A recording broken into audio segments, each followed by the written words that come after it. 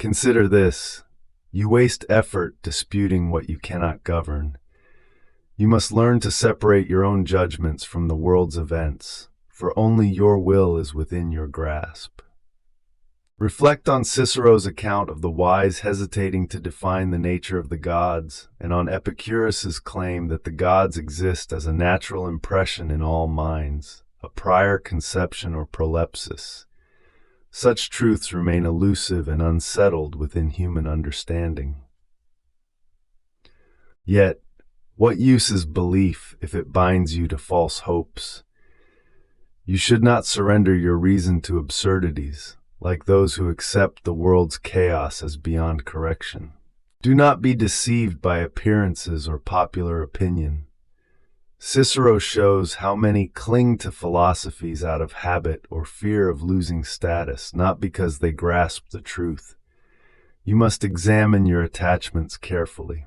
Fix your attention on what is up to you, your choices, your responses, not on what lies beyond your control, such as the actions of others or the course of nature.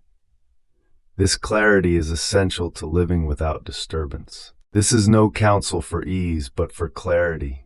To grasp what is yours and reject what is not is the only path to freedom from disturbance. Do not mistake your opinions or desires for reality.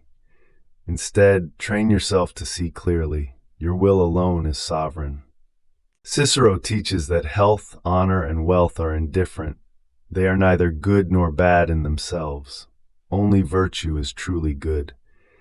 If these externals are indifferent, why then should their loss or gain disturb the mind? Epictetus states that what troubles us is not the event itself, but our judgment concerning it. The disturbance lies in our opinion, not in the external occurrence. This discernment is the crucial struggle of the philosopher. Cicero counsels that when one has wronged another, one should offer apology and explanation, for such conduct lies within one's own control. Yet the external events that follow remain indifferent and should not unsettle the mind. Cicero observes that many withdraw from public life out of fear or discouragement. Yet the wise engage with the world without being enslaved by its fortunes, recognizing that disturbance arises only when external events are mistaken for true goods or evils. Consider the mind as a garden enclosed, where only what is planted within can grow. External events are like winds passing by, indifferent and powerless to harm unless the gardener allows them. Thus, the mind remains sovereign only when it does not admit disturbance from without. Consider this: nothing external harms your soul unless you permit it through your own judgment.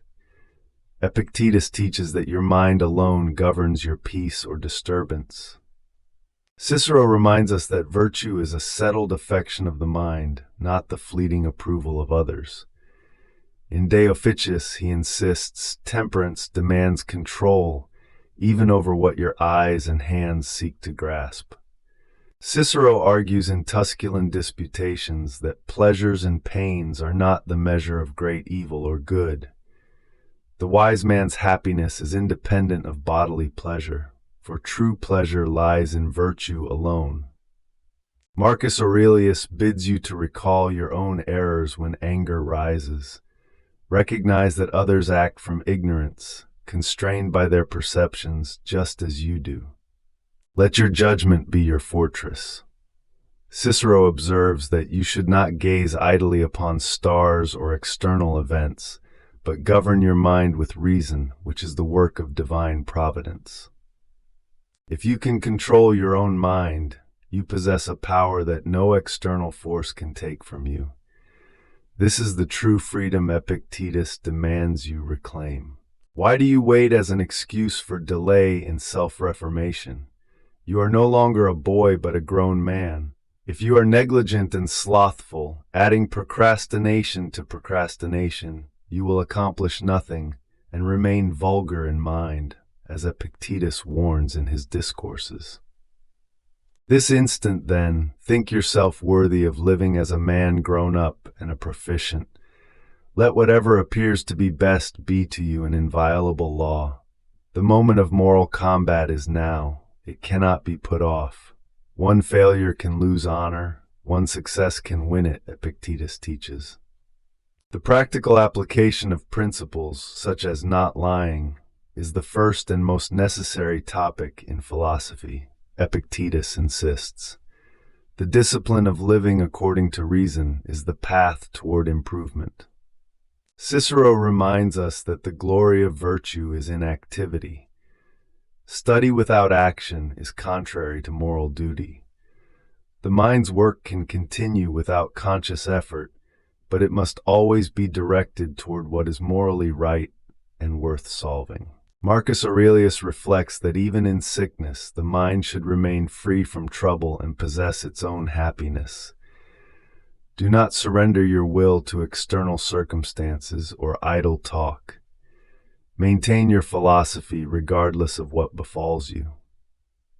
Philosophy is relevant for all human situations.